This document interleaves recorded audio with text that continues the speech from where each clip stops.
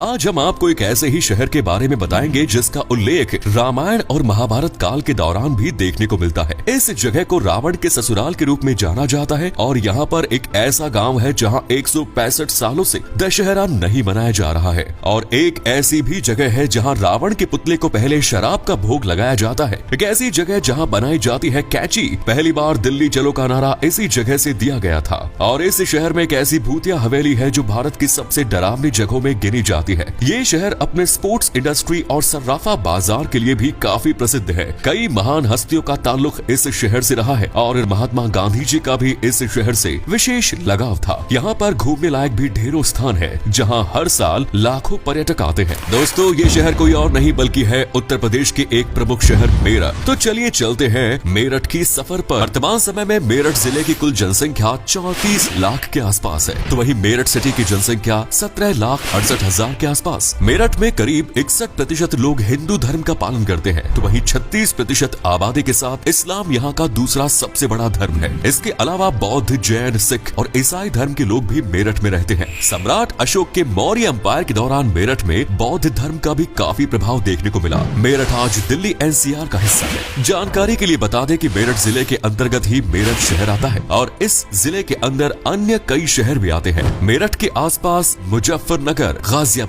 बागपत, बुलंदशहर जैसी जगह आती है। सन 1803 में ईस्ट इंडिया कंपनी ने मेरठ को अपने अधीन कर लिया और यहाँ पर एक छावनी का निर्माण कराया। आज मेरठ छावनी देश की दूसरी सबसे पुरानी छावनी मानी जाती है। सन 1818 में अंग्रेज ने मेरठ को एक जिले का दर्जा दिया था, लेकिन उस समय मेरठ जिला आज के मेरठ से मुकाबले में कई गुना बड़ा हुआ करता था। गाजियाबाद और दिल्ली के कुछ इलाके भी मेरठ जिले के अंतर्गत आते हैं। आपको बता दें कि सन 1857 में भारत के प्रथम स्वतंत्रता संग्राम की शुरुआत मेरठ से ही हुई थी और पहली बार मेरठ में ही दिल्ली चलो का नारा गूंजा। बाद में साल 1929 में गांधी जी ने मेरठ के एक वटवृक्ष के नीचे बैठकर भारत की आजादी के लिए यज्ञ भी किया था। मेरठ की गिनती आज न सिर्फ उत्तर प्रदेश के बल्कि पूरे भारत के सबसे तेजी से विकसित होने वाले शहरों में की जाती है। आज के समय में शायद ही कोई ऐसी चीज होगी जो मेरठ में ना दिखने को मिले। मेरठ को स्पोर्ट्स सिटी के नाम से भी जाना जाता है क्योंकि यहाँ पर बड़ी मात्रा में खेल उपकरणों का निर्माण किया जाता है। कई भारतीय क्रिकेटर्स मेरठ के बने बल्ले का ही इस्तेमाल करते हैं। इसके अलावा दवाइयों के कारखाने भी मेरठ में स्थापित हो रहे हैं। साथ ही मेरठ में म्यूजिकल इंस्ट्रूमेंट्स के भी कई कारखाने मौजूद हैं, जहां वायलिन, बांसुरी, तबला, इलेक्ट्रिक गिटार और पियानो जैसे वाद्य यंत्र बनाए जाते हैं। और हाँ, मेरठ में कैंची का कारोबार भी बड़े पैमाने पर किया जाता है। मेरठ की कैंची की धार भारत में सबसे अच्छी मानी जाती है, तो जरा मेरठ की कैंचियों से अपना हाथ संभाल कर रखिएगा।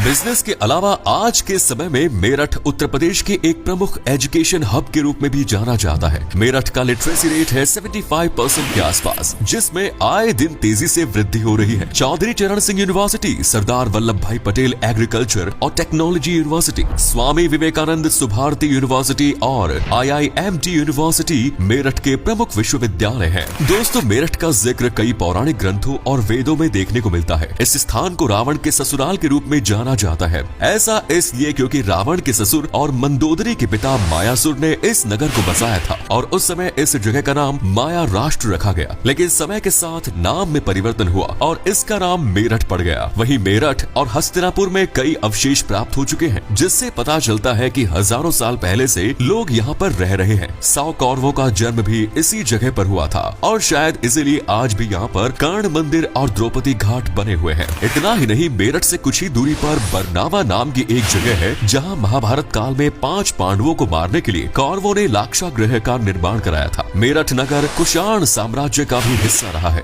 6ठी शताब्दी में यहाँ पर मोखरी वंश ने शासन किया था। मेरठ इतना समृद्ध हुआ करता था कि कई आंखें खजाने की नजरिया से देखते थे। महमूद गजनी ने मेरठ में काफी लूटमाट मचाई। इसी दौरान यहाँ के राजा ने मेरठ की जिम्मेदारी दिल्ली के राजा पृथ्वीराज चौहान को सौंप दी। दोस्तों, एक समय पर मेरठ शहर के चारों ओर 9 शाही दरवाजे हुआ करते थे और इन दरवाजों के कारण ऐसा लगता था मानो मेरठ कोई शहर नहीं बल्कि एक बहुत बड़ा किला है। लेकिन आज इन 9 में से सिर्फ 3 दरवाजे ही रह गए हैं, जिनमें खैर नगर गेट प्रमुख है और शाहपीर गेट प्रमुख है। मेरठ सिर्फ अपने इतिहास के लिए ही जाना नहीं जाता। इस शहर में कई महान पर्सनैलिटीज और सेलिब्रिटीज का जन्म हुआ। क्रिकेटर भुवनेश्वर कुमार, प्रवीण कुमार, बोनी कपूर, एक्ट्रेस मंदाकिनी, कैलाश खेर और प्रसिद्ध धारावाहिक रामायण में भगवान राम का किरदार निभाने वाले अरुण गोविल का जन्म भी मेरठ में ही हुआ है। मेरठ में GP ब्लॉक चौक नाम की एक जगह है जहाँ पर कुल 3 हवेलियां बनी हुई है जो भूतिया मानी जाती है। यहाँ के लोगों का कहना है कि रात के समय हवेली की छत पर एक लाल साड़ी पहने महिला नजर आती है और हवेली के पास से निकलते समय कई डरावनी आवाजें भी सुनाई देती है। इसी वजह से लोग इस स्थान से गुजरना पसंद नहीं करते। इसे आखिरी बार साल 1930 में ब्रिटिश मिलिट्री द्वारा इस्तेमाल किया गया था और तब से लेकर आज तक ये हवेली सुनसान पड़ी है। सिर्फ भूतिया हवेली नहीं, मेरठ के बाजार भी काफी प्रसिद्ध है। यहाँ का सर्राफा बाजार देश के सबसे बड़े सर्राफा बाजारों में से एक है। आप यहाँ से गोल्ड और सिल्वर की ज्वेलरी ले सकते हैं। अनेकों डिजाइन्स आपको यहाँ मिल जाएंगे। यहाँ का सोतीगंज का कबाड़ बाजार भी काफी प्रसिद्ध है। पुरानी से पुरानी गाड़ियों के पार्ट्स आपको यहाँ आसानी से मिल जाएंगे। हर साल हजारों गाड़ियाँ यहाँ पर कटने के लिए आते हैं। और अगर आपको शॉपिंग करनी है तो गढ़ रोड के बाजार जरूर जाएं। अगर आपको अलग अलग प्रकार के पकवान खाने का शौक है तो एक बार मेरठ जरूर जाएं। मेरठ की नान खटाई पूरे देश में मशहूर है और साथ ही यहाँ का गजक, ये एक मिठाई है जिसे आप जितना भी क्यों न खाए मन नहीं भरेगा। इसके अलावा लस्सी, चाट, कचौड़ी, छोले भटूरे, गोलगप्पे, पूरी, आलू और रबड़ी फालूदा का स्वाद भी आप चखना बिल्कुल न भूलें।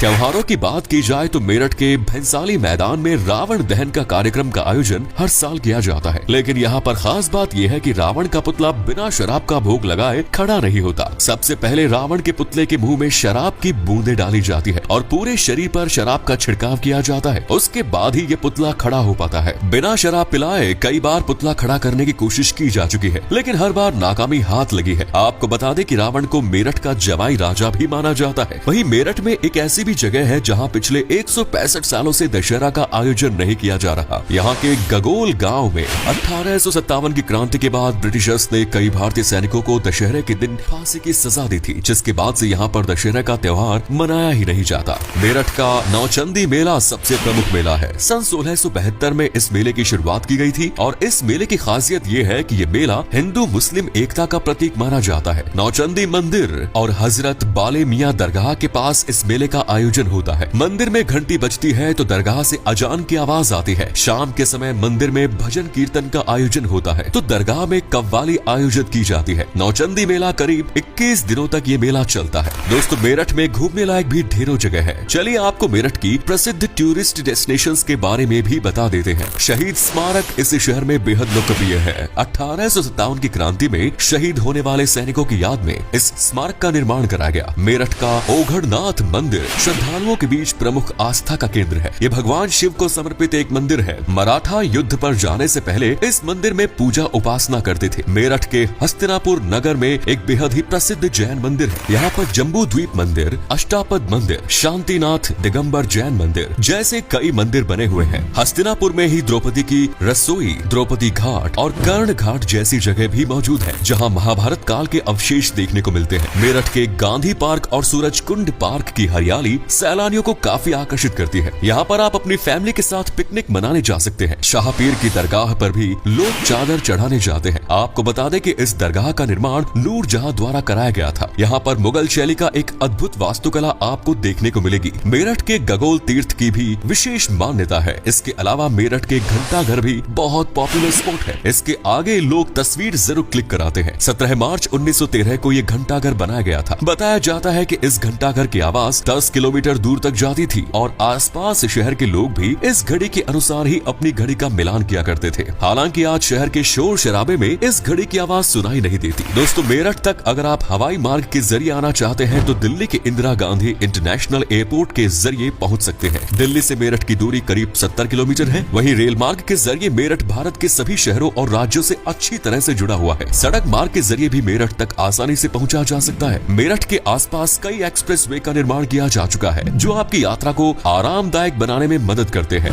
मेरठ घूमने के लिए 2 से 3 दिन का समय पर्याप्त है और लगभग 10,000 रुपए में आप आराम से ये शहर घूम सकते हैं। तो ये था भारत का सबसे खूबसूरत शहरों में से एक मेरठ। उम्मीद करता हूँ आपको ये एपिसोड पसंद आया होगा। आप में से कोई मेरठ से या फिर उत्तर प्रदेश से है तो हमें कमेंट सेक्शन में जरूर बताएं।